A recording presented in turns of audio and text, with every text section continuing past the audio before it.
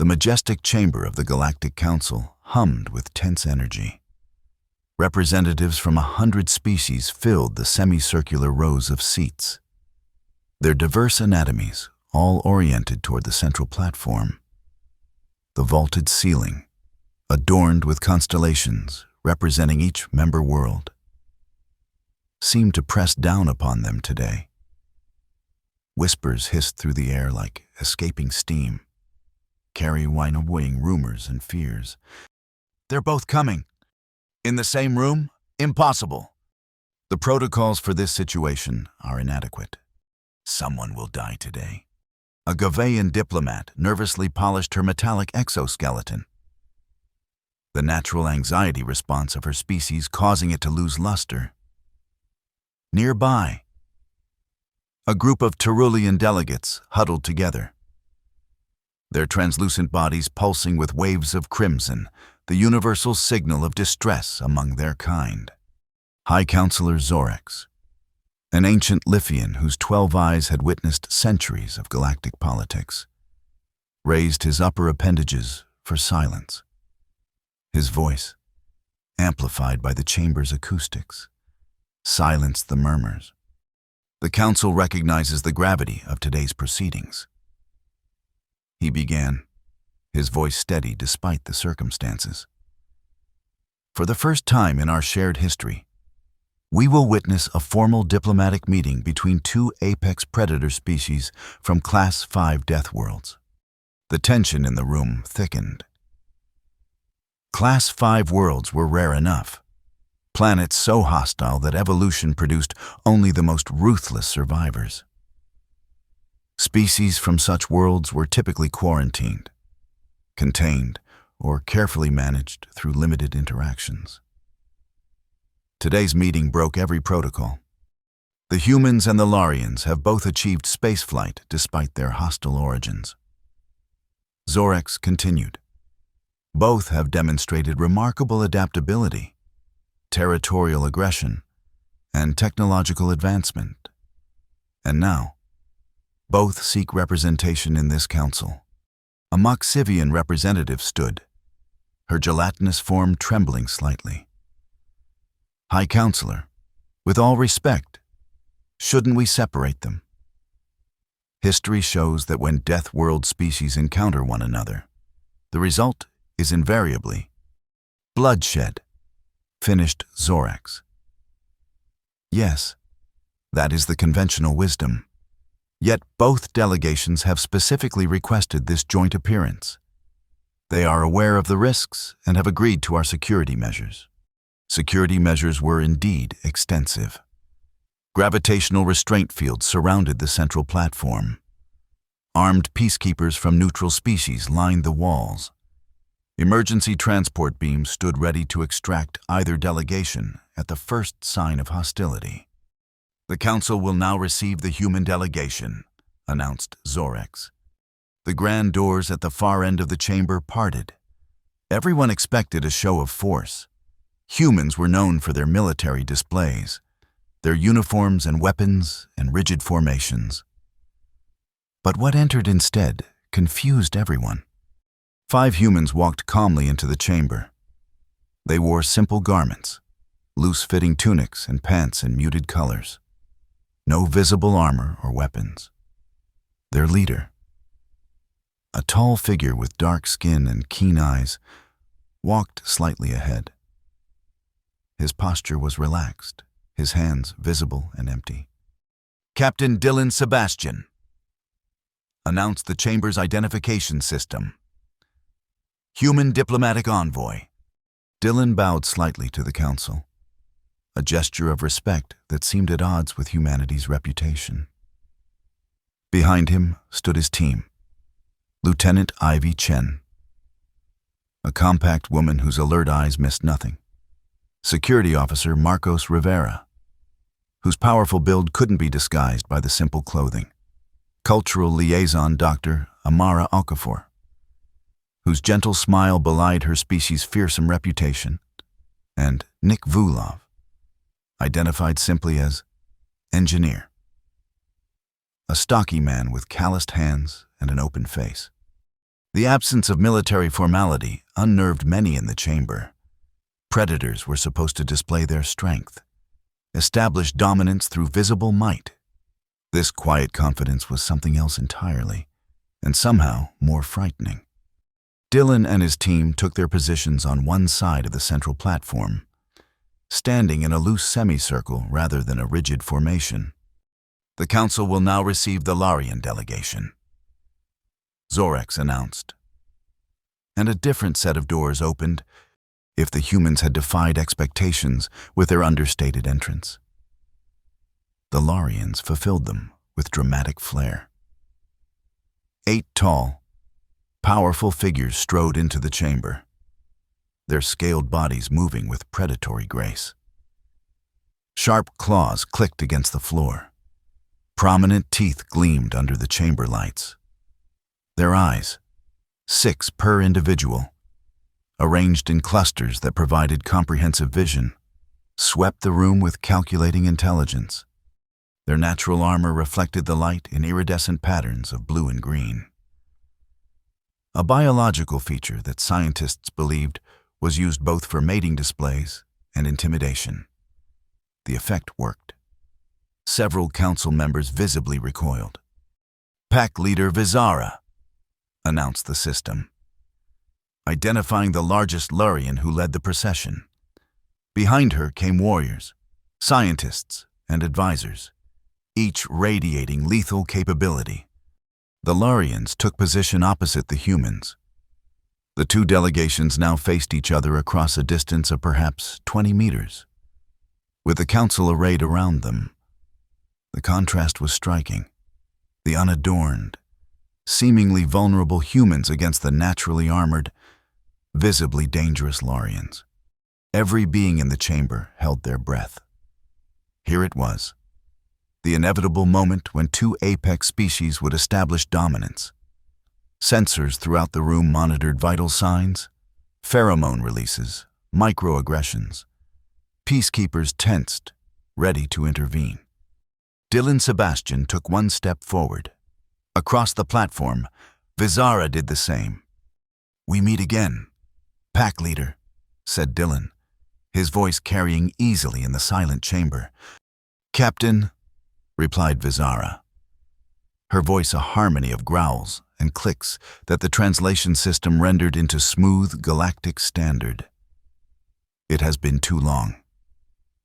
The council members exchanged confused glances. Again? These species had met before? There was no record of official contact between humans and Laurians. Unless... "The MK-130 incident," whispered an aide to Counselor Zorex. 3 years ago, but the records were sealed. Zorex's eyes narrowed. Something was happening here that he didn't understand. And in galactic politics, ignorance was dangerous. Dylan and Vizara continued to regard each other, the tension between them palpable, but not in the way everyone expected. There was no aggression in their postures, rather a complex mix of respect, wariness, and something that looked almost like familiarity. "I see you've healed well," said Dylan, gesturing to a pattern of lighter scales along Vizara's right flank. "As have you," replied Vizara, her eyes flicking to a barely noticeable scar on Dylan's forearm. "Though I maintain that my injury was more severe." "Naturally," said Dylan, and his mouth curved into what humans called a smile. The council chamber remained silent, confusion mounting. This was not how Deathworld species interacted. There should be displays of strength, challenges, perhaps even violence despite the security measures. Not this strange, almost friendly exchange. Counselor Zorex found his voice. "Captain Sebastian, Pack leader Vizara, it seems you have history unknown to this council. Would you care to enlighten us?" Dylan turned toward the High Counselor, but before he could speak, a commotion broke out in the upper tiers of the chamber. A Vexillian diplomat had collapsed, overcome by the stress of the situation. As attention turned to the disturbance, Dylan and Vizara exchanged a glance that contained volumes of unspoken communication. By the time order was restored, the moment had passed. Zorex, determined to maintain control of the proceedings, directed the meeting toward formal introductions and presentations. The human delegation requests recognition as a sovereign entity within the Galactic Council. Dylan stated, presenting the formal petition. We offer our unique perspectives, our innovative approaches to problem solving, and our willingness to contribute to the greater galactic community. Standard diplomatic language, but delivered with an earnestness that seemed genuine. The humans proceeded to outline their civilization's achievements, their peaceful interactions with 17 other species, and their proposals for trade and cultural exchange. When the Laurians took their turn, their presentation mirrored the humans in many ways. Achievement, peaceful intent, desire for inclusion, throughout both presentations. Dylan and Vizara maintained that strange, comfortable awareness of each other that continued to puzzle observers. As the formal portions concluded, the council prepared to deliberate on the petitions. It was then that Councillor Neth-R of the Laurian Combine rose to speak. Before we proceed further, said the insectoid diplomat, I must address the Thrix in the room. The translation system briefly struggled with the idiom before rendering it as elephant in the room for the human delegation. We have been told for generations that when two apex predator species meet, one must establish dominance or there will be war. Yet I see no such dynamic here. I request an explanation. All eyes turned to Dylan and Vizara. A heavy silence fell over the chamber. It was Vizara who responded first. Counselor, with respect, your understanding is incomplete. When two Deathworld species meet, and then, in a motion that sent shockwaves through the chamber, the imposing Laurian pack leader dropped to one knee and bowed her head before Dylan Sebastian. Gasps echoed throughout the chamber. Several security officers moved forward instinctively, certain this must be the prelude to an attack. But Vizara remained in her position of supplication, her powerful body yielding before the comparatively fragile human. The moment stretched, pregnant with significance. Then, to the even greater shock of the assembly, Dylan Sebastian also knelt and bowed his head to Vizara. Chaos erupted in the council chamber. Representatives shouted questions. Security protocols activated automatically in response to the unexpected movements. And Zorex struggled to restore order. Through it all, Dylan and Vizara remained in their positions of mutual respect, a tableau that defied everything the galactic community thought they knew about Deathworld psychology. When quiet finally returned, both leaders rose to their feet. Dylan spoke first, his voice steady despite the commotion they had caused. 3 years ago, a human exploration vessel and a Laurian scout ship encountered each other in the Outer Rim, near the uncharted planet designated MK-130. Both ships suffered critical damage in an asteroid field and were forced to make emergency landings. Vizara continued the story, her voice resonating with the human's rhythm. Our vessels crashed on opposite sides of a mountain range, on a world with surface temperatures averaging -70 degrees Celsius, with atmospheric pressure twice that of either of our homeworlds, and gravity at 1.4 standard. We were stranded without communication capabilities, with damaged life support systems, on a world that was actively trying to kill us. Dylan nodded. The conventional wisdom would suggest that we should have seen each other as competitors for limited resources, or worse, as potential resources ourselves. Instead, we chose a different path. The chamber remained silent as Dylan recounted the first tense encounter between the crashed crews, how initial hostility gave way to wary cooperation as both groups recognized their mutual predicament. He described the brutal conditions, the alien predators that hunted them both, and the gradual building of trust as they worked together to survive.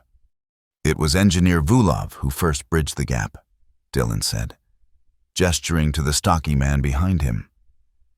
When Vizara's ship lost primary life support, Nick volunteered to help repair it, despite our limited understanding of their technology. Nick shifted uncomfortably under the sudden attention.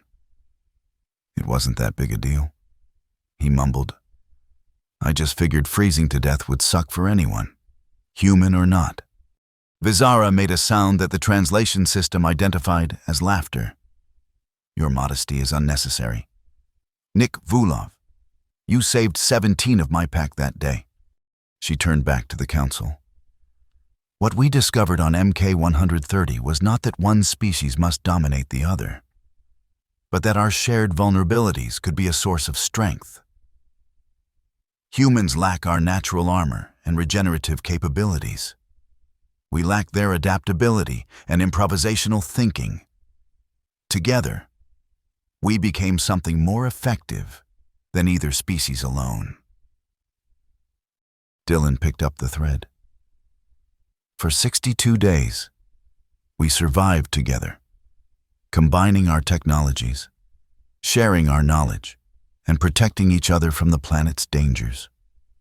When rescue finally came, a joint mission mounted by both our governments after detecting unusual energy signatures from our jury-rigged communication beacon, we had become something the galaxy had never seen before.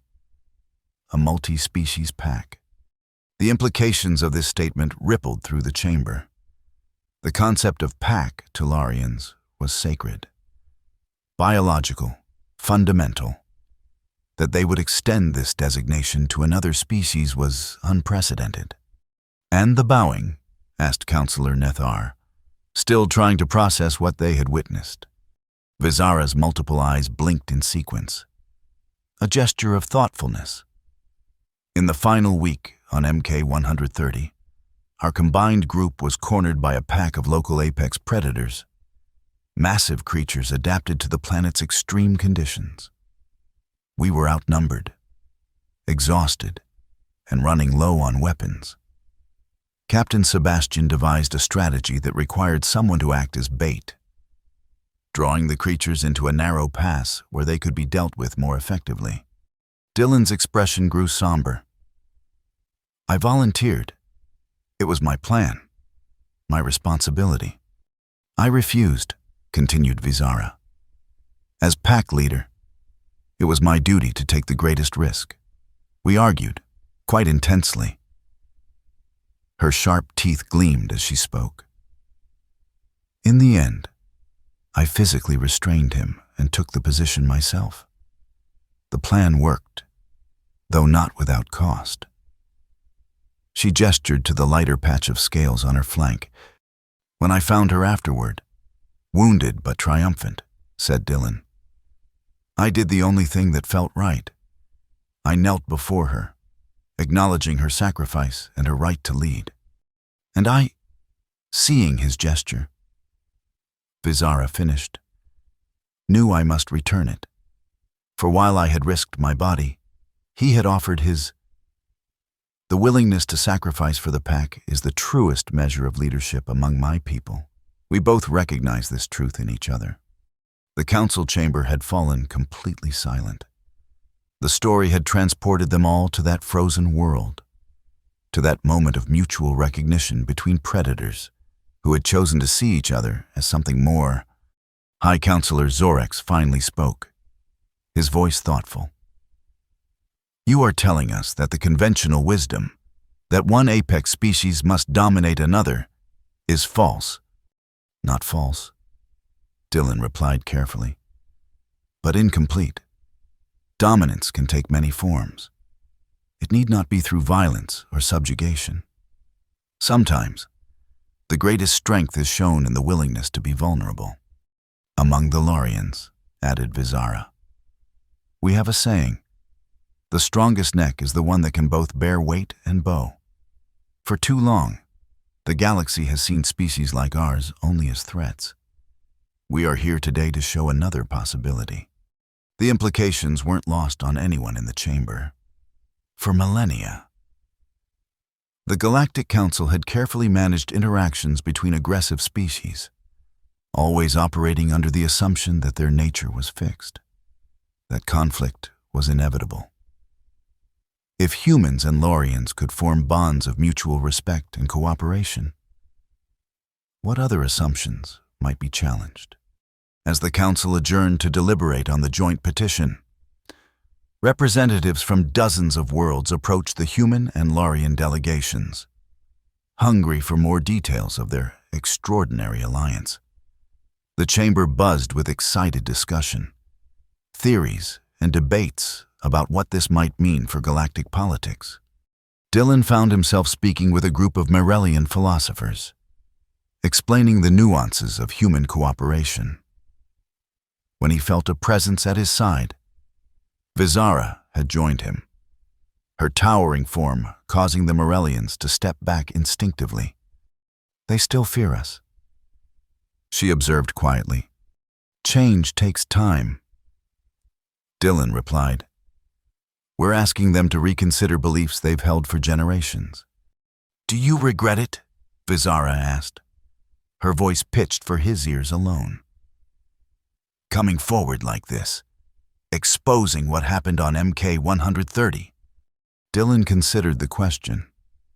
The decision to reveal their story hadn't been easy. Both their governments had initially classified the incident, uncertain how to process or present the unprecedented cooperation.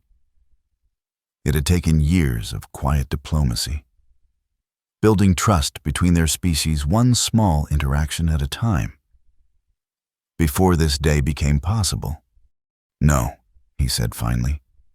"Whatever happens next, the truth needed to be told, not just for us, but for them." He gestured to the diverse beings filling the chamber. They deserve to know that the universe is more complex and more hopeful than they've been taught. Vizara made a soft clicking sound of agreement. "My ancestors would be scandalized. Laurians, showing vulnerability before another predator species, unthinkable. Mine wouldn't be much happier." Dylan admitted with a small smile. "Humans have our own history of seeing everything different as a threat. And yet here we stand," said Vizara. "Here we stand," Dylan echoed. Across the chamber, Nick Vulov was enthusiastically demonstrating something to a group of Laurian engineers, his hands moving animatedly as he described some technical solution. Dr. Okafor was deep in conversation with Laurian scientists, comparing notes on evolutionary biology. Lieutenant Chen and a Laurian warrior were exchanging what appeared to be combat techniques, their movements careful and respectful in the confined space. The foundation was being laid, relationship by relationship, conversation by conversation. The old paradigm was already crumbling. 3 days later, the council reconvened to announce their decision. The Grand Chamber was even more crowded than before, as news of the unprecedented alliance had spread throughout the galactic community. High Counselor Zorex stood at the center of the platform, his ancient form commanding attention without effort. After extensive deliberation, the Galactic Council has reached a unanimous decision regarding the joint petition of the human and Laurian delegations. The chamber held its collective breath. Both species are granted provisional membership in the Galactic Council, with full privileges and responsibilities thereof. A murmur ran through the assembly, not of protest, but of wonder. Unanimous decisions were vanishingly rare in council politics. "Furthermore," continued Zorex, "we have created a new diplomatic designation, the Adaptive Alliance, to be headed jointly by representatives from Earth and Lauria. This body will be tasked with re-examining our protocols regarding species interaction and integration, with the goal of finding new paths forward for cooperation among diverse evolutionary backgrounds." Dylan and Vizara exchanged glances of surprise. This went beyond what either had hoped for, not just acceptance, but a mandate to help reshape galactic diplomacy itself. The events on MK-130 have challenged our most fundamental assumptions, Zorex acknowledged. For millennia, we have managed interspecies relations based on the belief that nature cannot be transcended, that biology is destiny. Captain Sebastian and pack leader Vizara have shown us another possibility, that conscious choice can override evolutionary programming, that cooperation can flourish even between predators, and that vulnerability can be a form of strength. The High Counselor's 12 eyes swept the chamber. This will not be an easy transition. Centuries of policy cannot be rewritten overnight. There will be resistance, setbacks, perhaps even dangers. But the potential benefits for our shared galactic community are too significant to ignore. As the formal ceremony proceeded, with oaths taken and documents signed, Dylan found himself reflecting on the long journey that had brought them here. From that frozen hell of MK-130 to this moment of profound change, it seemed almost unbelievable. "Your thoughts are loud, Captain," said Vizara, standing beside him as they prepared for the final procession, just wondering what comes next. Dylan replied honestly. Vizara's teeth gleamed in what he had learned to recognize as her version of a smile. Next comes the difficult part, making this work beyond symbolic gestures, convincing our peoples that this alliance benefits everyone, proving to the galaxy that predators need not always be feared. "So, the usual impossible tasks," Dylan said with a slight grin. "Precisely." Vizara placed a clawed hand on his shoulder, a gesture that once would have seemed threatening but now carried only comradeship. "But we survived MK-130. Surely galactic politics cannot be more challenging than that." Dylan laughed. "I wouldn't bet on it." As they walked together into the council chamber for the final ceremony, representatives from 100 worlds watched the human and the Laurian move in perfect synchronization, neither leading nor following, but walking as equals. And in that simple act, they demonstrated the truth they had discovered on that distant, frozen world, that when two Deathworld species meet, they need not fight for dominance. Sometimes they both bow, and in doing so, they rise together.